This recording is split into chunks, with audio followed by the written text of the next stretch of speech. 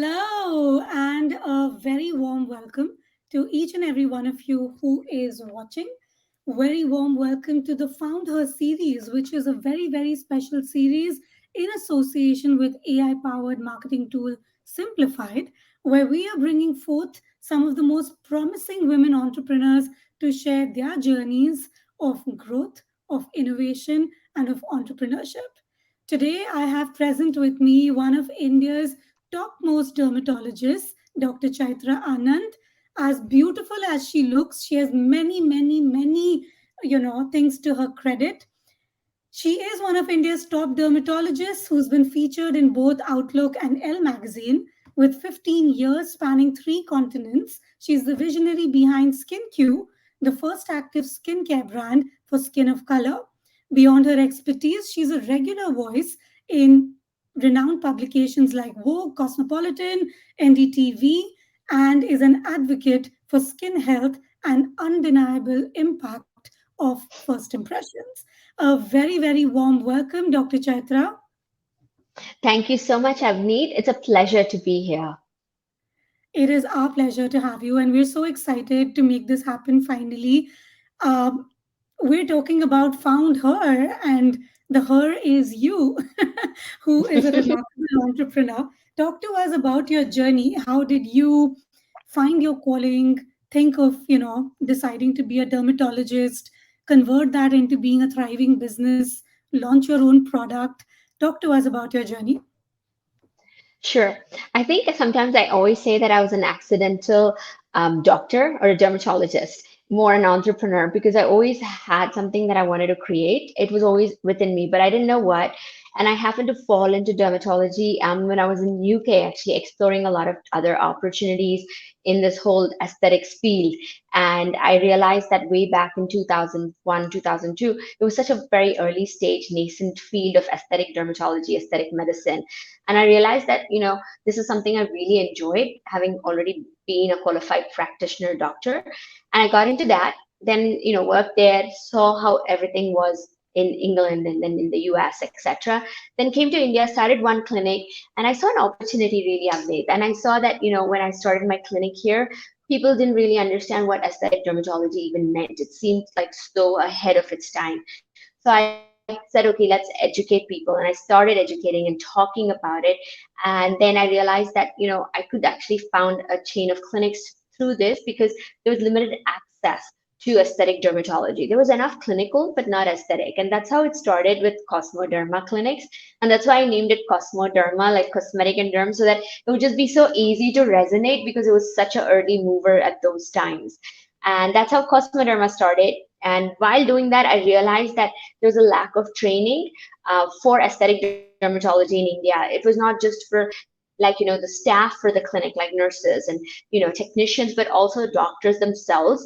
And so I started a training academy where we've trained more than 10,000 doctors till date, over 30,000 personnel till date in some ways, through that training academy.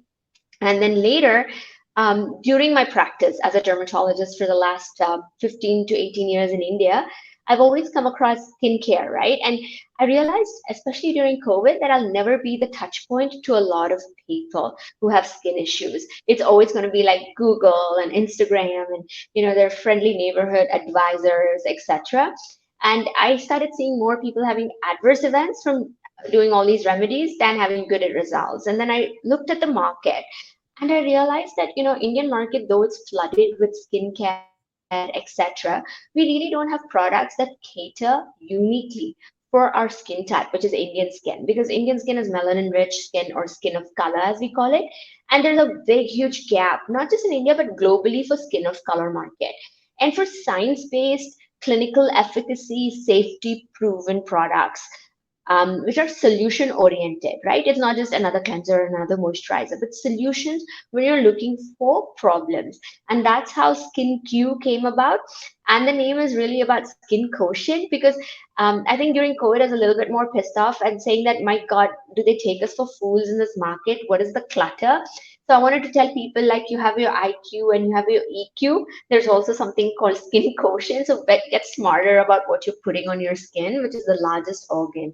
So that's how this whole circle came about. That's amazing. And you know what? Just last week I was in India, and there are two brands which I usually order now, especially after us meeting in March. I've gotten my skin Q quota for the next 3 months. So I've come back with, especially your sunscreen. I love it. I use it daily. So I just ordered my 3 months quota and I brought it back along with Avni, which is another herbal hair care brand. So yes, I have personally used the products. I love them, and I think I mean, there are a lot of products that come out of India, but the quality, the also sunscreen happens to be very oily, right? Most often, which I thought was amazing because it was so lightweight. It would disappear in no time. It wasn't oily at all, which is what makes me go back to it again and again ever since March. So kudos to you on.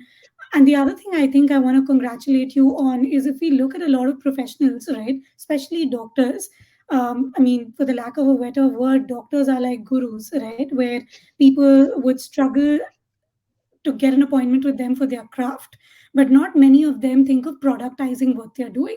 So yes, they're brilliant with their hands and their knowledge, but beyond that, they're not able to scale as an entrepreneur because it's a service oriented way of conducting yourself versus creating a product that is can cover the length and breadth of different demographics and geographies. Uh, you've been on the education side of things, you're a practicing dermatologist and now also a brand owner.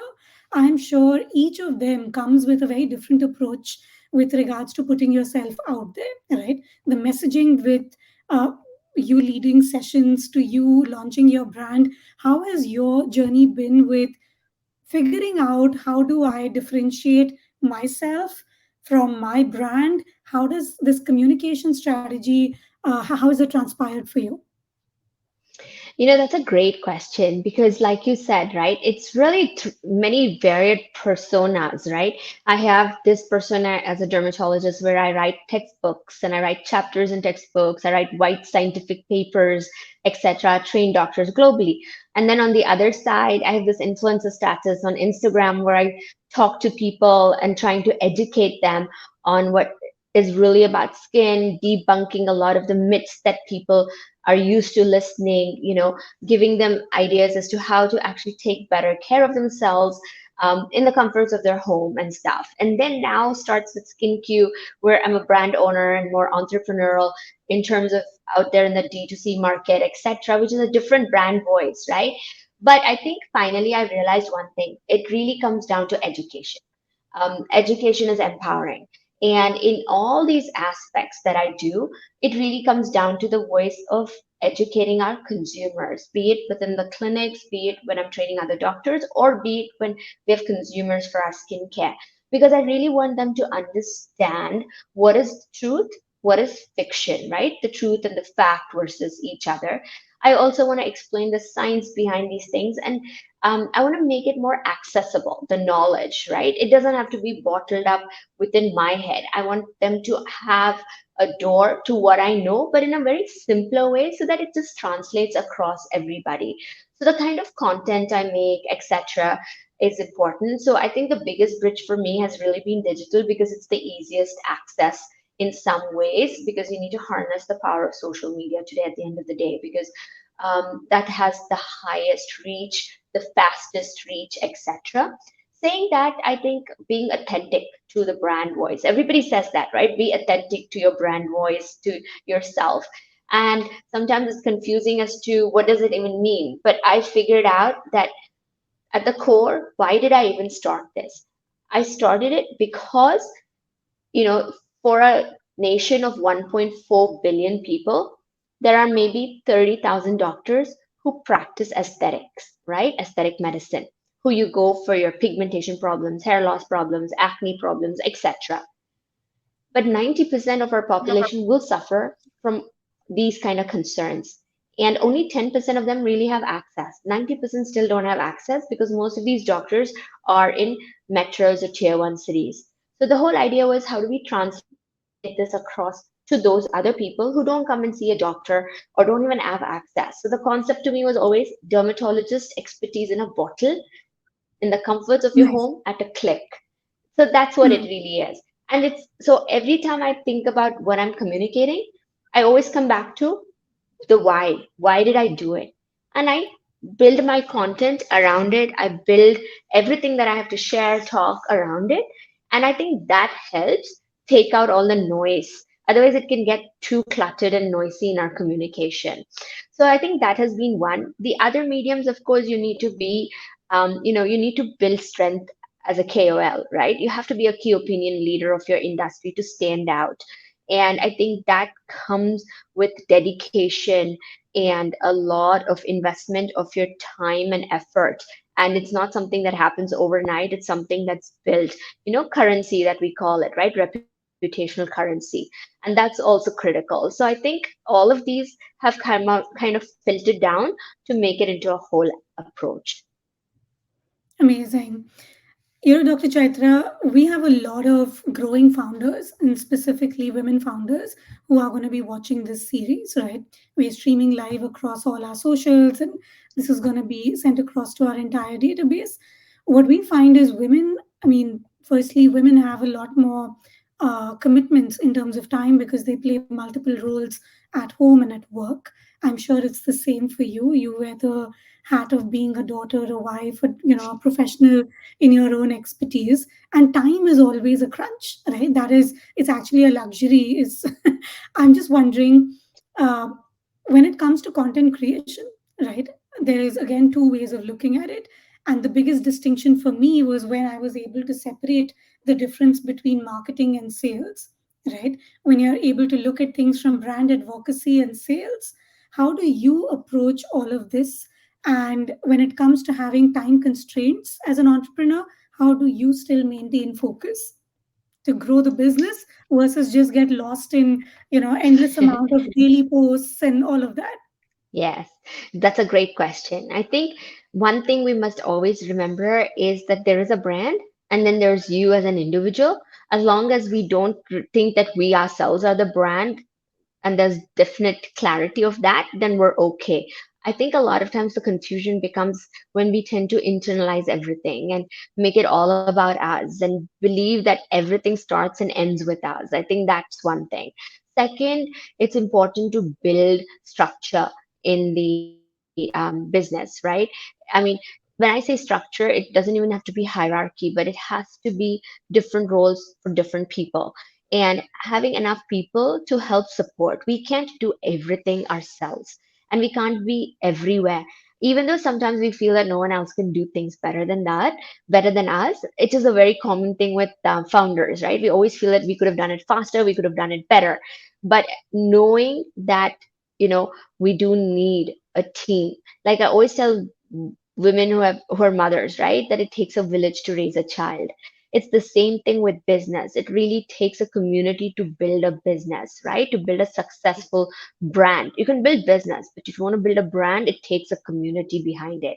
And so getting that structure and clarity in from day one is important. I do have a large team. For Cosmoderma has been around for like what 18 years now, right? So there is a structure, there is a hierarchy which has happened over a period of time. Whereas if we take SkinQ, which is just about a year and a half into the market, and it's still a younger brand, from day one, because I had clarity from my previous entrepreneurial ventures, I knew that I need to have it more structured because I can't be everywhere. And I'm still a practicing dermatologist. I'm not a full-time business entrepreneur only, right? I also practice because that's where my credibility stands from. And that's where my passion lies. So I built a team for all of these things. And I don't sit and post anymore because we have three different channels, right? There's Dr. Chaitra channel, there's a Cosmoderma channel, there's a SkinQ channel. So I never sit and post, but I do make content. So what we do is it's all a planned activity. It needs to be a pre-planned activity. So we collect what are the common questions that we've been asked, and we also run polls to know what people would like me to talk about at different areas.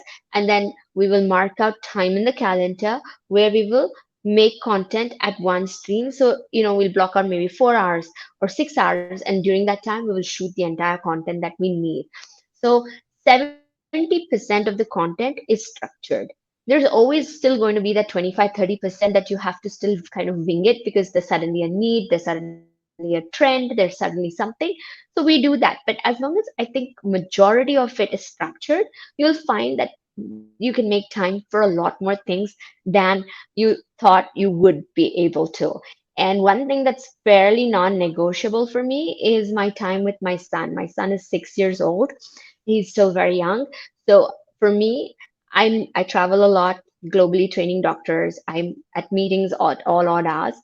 But the time between 6:30 to 9 or 7 to 9, I switch off no matter what it is.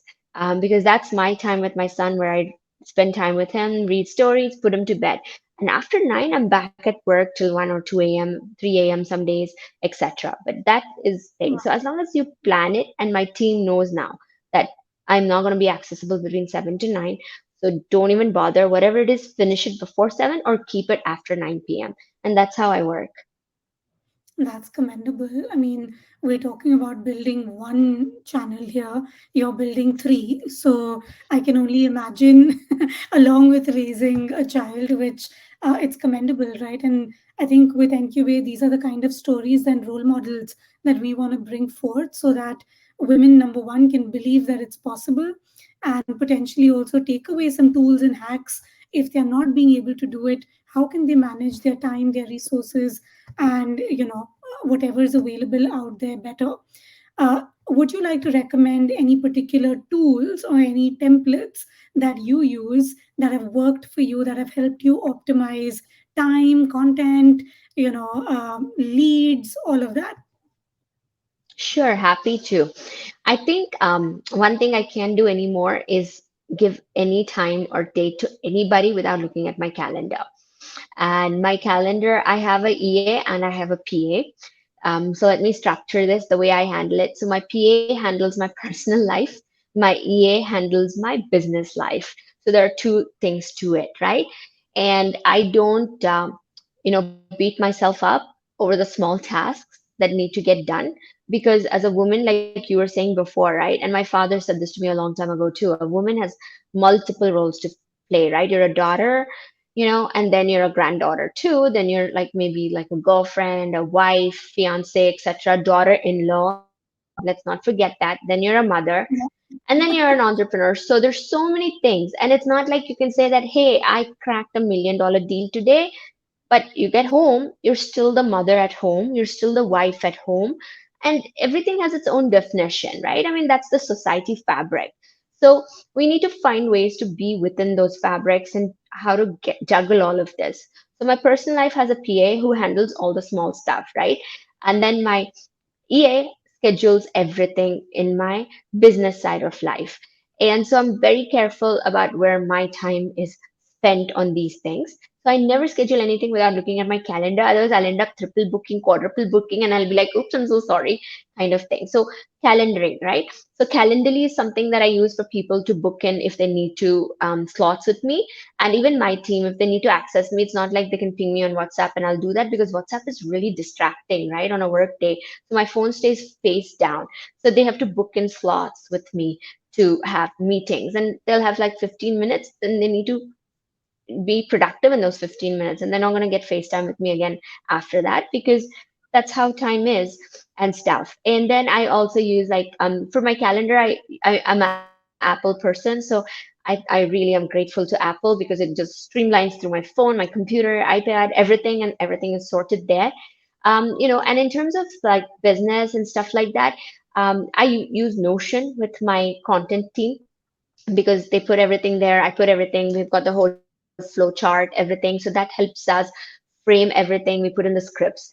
And the other thing I can't live without is Google, actually. Google Documents, Google Sheets, everything, because, you can work on real time on those documents and your team is working. So there's no that reshare and redo this and all of those things. So I think these are the few things that have really helped me. But what has also helped me is also making sure that I have support system at home. It's not something that I'm very focused on making sure I have a support system around me because I've trained my staff to do all the mundane stuff. My PA handles that.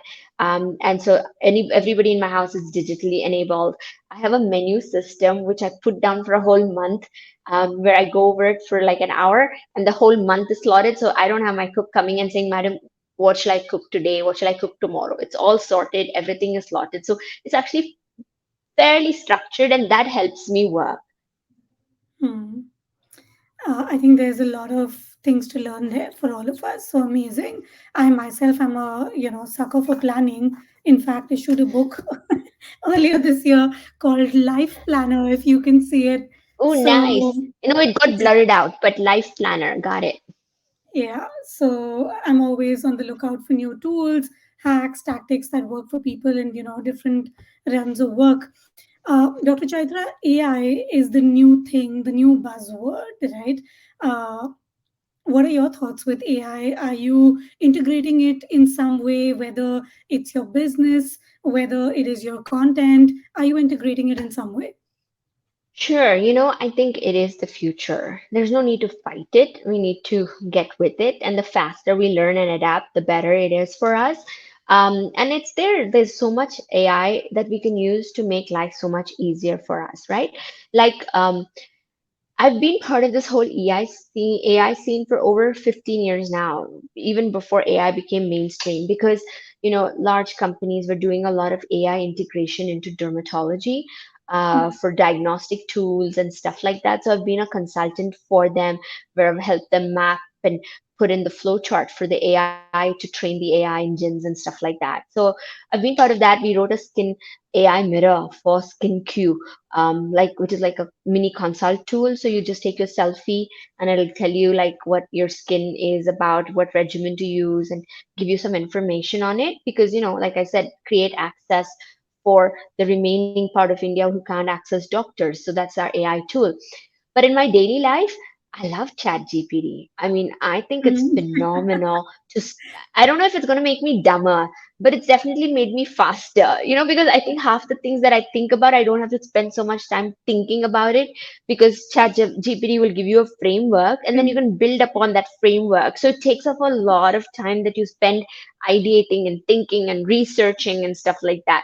So I really don't know if it's making me dumber, right? But but the other day I was chatting with the Kellogg's University chair, Professor Mohanjit, and he was saying that, look, it's not, don't think of it as getting dumber, because it'll give you more time for other things. So the other sides of your brains will fire now. So don't worry about it. But it's true. I use that for a lot of things that we do, right? In terms of AI for that. But we also use some AI for forecasting and marketing and stuff in our businesses, because there are AI tools available which will help you, with your forecast marketing and stuff. So we do use that for consumer voice, etc.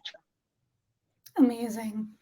And I think my last question for you is going to be, women often have the limiting narrative in their mind, especially when it comes to content creation. How am I going to look on camera? Oh my God, are people going to judge me? How am I going to look? I look too fat, my double chin's out, whatever Mhm. that is, right? And with you being a dermatologist, I'm sure even for you being a hardcore, a doctor, it did require a different mindset to come in and create content and be there, be consistent, and still be open to judgment, because anyone could say anything, and you're gonna have to deal with it. So what would be your advice, and if you had to give women who would be watching this 3 tips to not be apprehensive of how they look and start their content journey, what would you say? Right. I'm going to say this, right? We're always going to be judged. It's normal. I mean, that is the human nature, right?